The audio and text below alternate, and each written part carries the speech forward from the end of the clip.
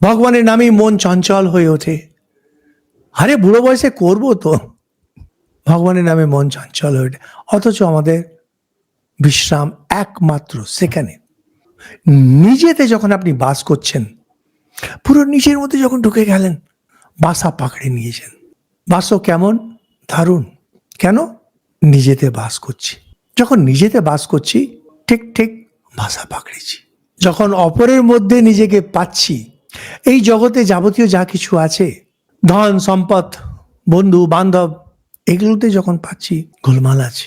মন যদি বহির্মুখী থাকে, মন যদি চঞ্চলই থাকে, তাহলে ভালো হচ্ছে ধর্ম কর্ম করে মনটাকে ওখানে লাগিয়ে রাখা। একটা খুব সুন্দর উত্তরকাশীতে ছিলাম, একজন সাধু বাবা এরকম দৌড়ে দৌড়ে যেখানে যেখানে পাঠ হতো যেতেন। তো আমি একদিন দেখি বোঝা যায় পড়াশোনা করার লোক না, আমি বলেছিলাম, বাহ आप तो बहुत अध्ययन करते हैं। तो उन्हें बोलें, पठन पाठन करेंगे तो भटकन से बच जाएंगे।